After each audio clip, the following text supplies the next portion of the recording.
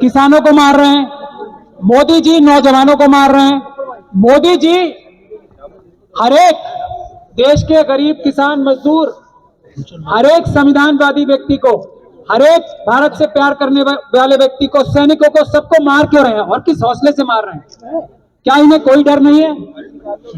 ये बात साथियों बिल्कुल सही है, इन्हें कोई डर बिल्कुल नहीं है। क्यों?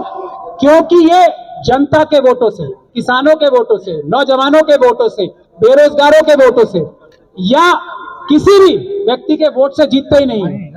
इसीलिए इन्होंने अपनी स्वयं की पार्टी के बड़े बड़े लीडर्स को, आप लोगों ने देखा ना, कान पकड़ के निकाल दिया।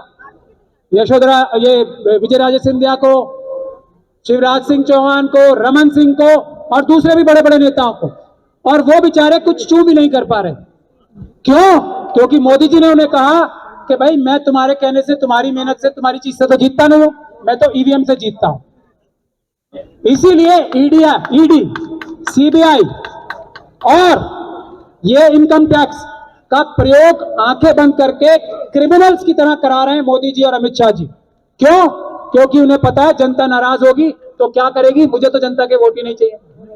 ये सभी 4000 किलोमीटर, जो सुब्रमण्यम स्वामी जी उन्हीं के नेता बोलते हैं ना, मोदी जी ने चाइना से डर के, ये मैं नहीं बोल रहा हूं, ये सुब्रमण्यम स्वामी जी उनके बहुत बड़े नेता बोल रहे हैं, वो सुब्रमण्यम स्वामी जी जिन्होंने ईवीएम के खिलाफ पिटीशन डाली थी, वो ये बोल रहे हैं कि मोदी जी चाइना से डरते हैं और 4000 किलोमीटर जगह उन्होंने चाइना को दे दी है, फौज को रोक रहे हैं कि तुम उसको वापस मत लो। ये मैं नहीं बोल रहा हूं, ये गंदे घिनौने काम करके भी मोदी जी, इस चीज का हौसला इन्हें ईवीएम का। आप लोग बैठ जाओ। तो साथियों, अगर हम लोग ईवीएम हटा लेंगे, पिछले चुनाव में भी 20 से 25% तक, अरे फोटो यार, ईवीएम का घोटाला इन्होंने किया है और अब भी कम से कम 20 से 25% का घोटाला करने के लिए ये तैयार बैठे हैं। अरे हम पागल थोड़ी हैं यार। तो बेसिक बात यह है कि ईवीएम, और हम लोगों ने जो आंदोलन शुरू किया वो हमने नहीं किया, हमसे पहले उदित राज जी ने शुरू किया, भानु प्रताप जी ने किया, मेश्राम साहब ने किया, खुद सुब्रमण्यम स्वामी जी ने किया, खुद मोदी जी ने किया और खुद भारतीय जनता पार्टी के बड़े बड़े लीडर्स ने किया, आडवाणी जी ने किया। क्यों? क्योंकि एक ये ऐसा हथियार है जिससे चोरी और बेईमानी इलेक्शन में हो सकती है। लेकिन अब जब ये हथियार इनके हाथ में आ गया है तो ये जान दे देंगे, जाने नहीं देंगे इसे। वजह क्या है कि पूरी दुनिया ये जानती है, सारे संवैधानिक अदालतें, दुनिया भर की सारी संवैधानिक अदालतें ये फैसला कर चुकी हैं, ईवीएम से चुनाव नहीं होना चाहिए, सिर्फ पेपर बैलेट से चुनाव होना चाहिए। दुनिया भर की सारी संवैधानिक अदालतें, हमारे सुप्रीम कोर्ट के ऊपर और हमारे अदालतों के ऊपर 4 सुप्रीम कोर्ट के जजेस, उसके अलावा बहुत सारे जजेस, चीफ जस्टिस, ये पब्लिक डोमेन में आके बोल चुके हैं कि हमारे ऊपर दबाव है और हम काम नहीं कर पा रहे हैं, जनता आए और हमें बचाए। अभी 2 अच्छे फैसले आप लोगों ने सुप्रीम कोर्ट से देखे।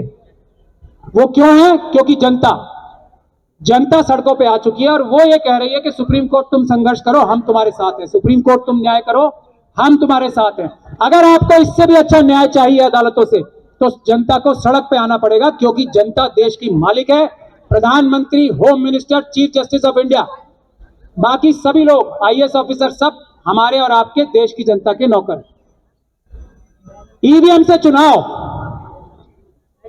देर से होता है, ये मैं पूरी तरीके से आपको बताना चाहता हूं। कानूनी बात मैं आपको बता रहा हूं, ईवीएम से चुनाव देर से होता है, ईवीएम से चुनाव में खतरा ही खतरा है, ईवीएम से चुनाव ज्यादा पैसे खर्च करके होता है।